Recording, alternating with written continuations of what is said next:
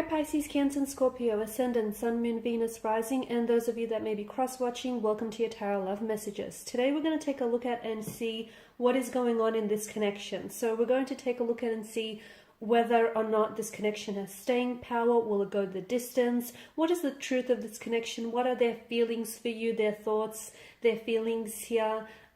Exactly what's going on. What is it that you need to know here? There is going to be a part 2 to this reading, which is going to be made available via the extension link below, and part 2 is going to explore the messages in a lot more detail here. Okay, and it'll sort of be like an extension to this reading. So once again, that will be made available via the extension link below. Now, for those of you that are interested in personalized tarot readings, I do offer those. Please feel free to reach out and inquire. I will list my email address just below the video here where the show more section is. Otherwise, with all of that being said, let's go ahead, give the cards a shuffle, and let's see exactly what is going on in your connection here. Okay, you have the Eight of Cups.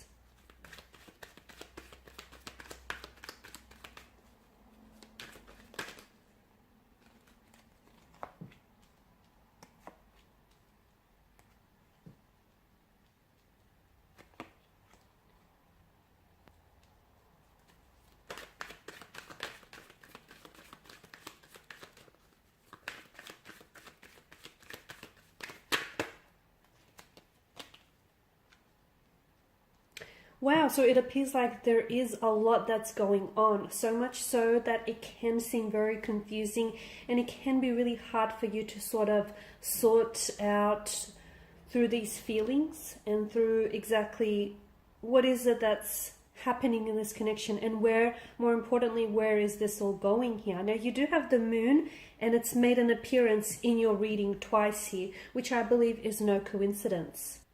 Now, the moon, excuse me, the moon actually moves through different cycles and it does not remain fixed. Therefore, it symbolizes the natural cycle, the natural rhythm of life. I also feel like it is symbolic of your connection here between you and a romantic energy here. So in life, we often find ourselves in different phases, right? Different stages here. And sometimes we are at a stage where we reap the rewards of our actions and our choices. And other time we must work extremely hard to achieve what it is that we want. I also feel like the fact that, you know, you've got a full moon and a new moon or a crescent moon here. I feel like this is also significant here as well, because I feel like it's giving us more an insight into these into the energies here and into the emotions that are involved in this connection here. I feel like the full moon here, you've got the full moon, but it kind of is illuminating, I guess. It's illuminating the whole moon, but as well as the sun. And it appears to be this really big, bright circle in the sky here. And this is, I feel like, is the full moon here in particular, I honestly feel like is sort of like associated with setting the intentions and releasing things that do not serve you in the connection here. Okay, whereas you've got the crescent moon,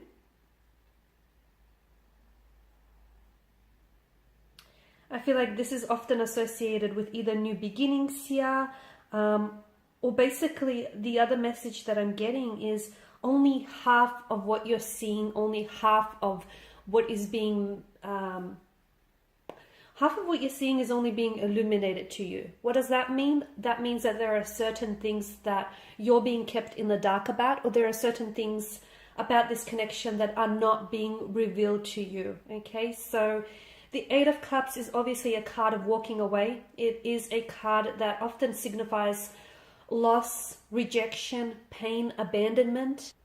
It can actually signify that, you know, your romantic energy here is maybe walking away from the connection or distancing themselves, whether emotionally or physically pulling themselves away. But of course, it could also represent that someone here in this connection does have abandonment or rejection issues, okay? So they have a hard time. They may have a very anxious attachment style. They may have suffered a lot of rejection and abandonment in their earlier childhood or adulthood life here.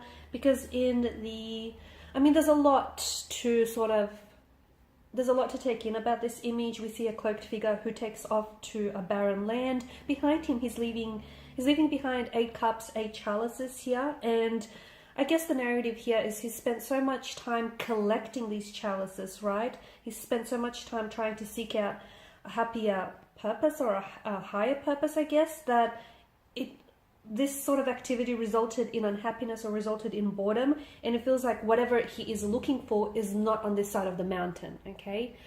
So here he is, he packs up his stuff and he goes in search for something a little bit more pleasurable or even satisfying here. So it could mean that your partner here is walking away from the connection because it lacks something, okay? Or maybe they feel like they have to distance themselves because they feel like something he is missing, whether it's an emotional connection, whether, you know, it's just a piece of the puzzle that they feel is missing here. 8 of Cups could also signify a time for transition and a time for change. And of course, you then have the Tower. You've also got the Magician and the Hierophant. I mean, you've got a lot of major arcana cards here, which tells me that this relationship here, it feels like it's going to be a very special and a very significant relationship, because it's really going to contribute to your personal growth as an energy, as an individual here, okay? And I am getting that this relationship here is going to be very transformative. There are going to be emotional triggers, or you might have already picked up on this here. There is going to be a lot of, I mean, I am seeing that this is someone who is walking away from you, or this is a connection in which someone has walked away from the relationship, or they've walked away from you. But there's clearly, it could have been someone that may have ghosted you, or someone that may have ended things abruptly, because to me, the moon also signifies a need for closure, okay? This is someone whom you haven't necessarily moved on from entirely. And I feel like energetically, the two of you are still very much connected here.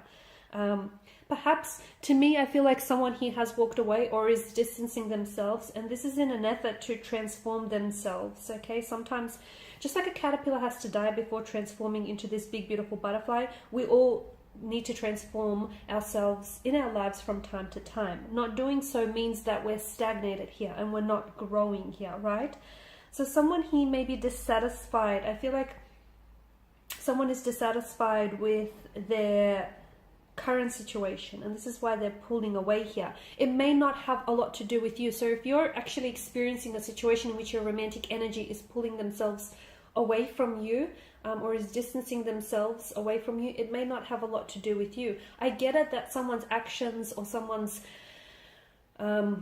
behavior and the choices that are making do bring on some emotional trauma or emotional triggers. I'm not sure if that lies with you or that lies with them, but I feel like someone here is coming to a realization here that what they're experiencing feels a little exhausting, and it feels like someone here is at a point or a recognition in their life where they feel like what they have in front of them isn't all that satisfying or is not all that emotionally fulfilling. And I don't know if it's your energy here.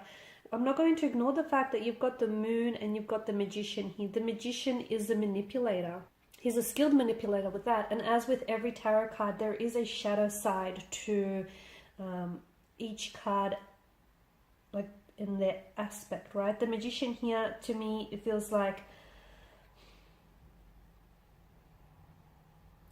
this is someone who's able to think his or her way out of complex situations, come up with solutions that may be unimaginable here, or someone who's going to find a creative way to motivate him or herself out of a situation here, okay? I also feel like the magician is a type of energy where he can be very manipulative, whether it's in a good way or whether it's in a bad way here. You've also got the moon, and of course, because of the imagery in the card, there's such a strong sense of duality that it offers a very similar aspect to the imagery. I mean, you've got the moon that engulfs the sun, or the sun engulfing the moon here. You've got the wild dog, the tame dog.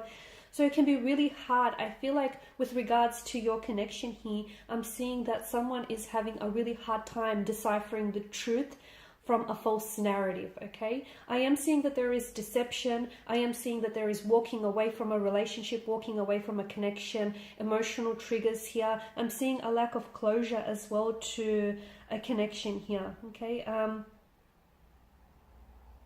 in a sense, someone feels a little bit undermined here. They feel a little bit hopeless, or someone is feeling a little bit worthless without someone else.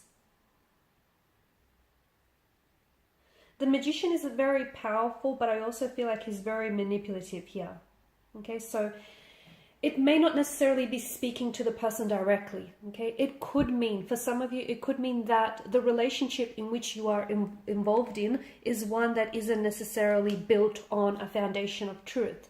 It's one in which there is delusions, there is unrealistic expectations here. It's one in which there is lies being told, or there is a fabrication of the truth, a version of the truth that you're experiencing. As we all know, the truth has only one version, okay? It doesn't have multiple versions. So either you're being manipulated, someone here may be emotionally manipulating you. Someone here could be telling you lies. Someone here could be deceiving you, okay?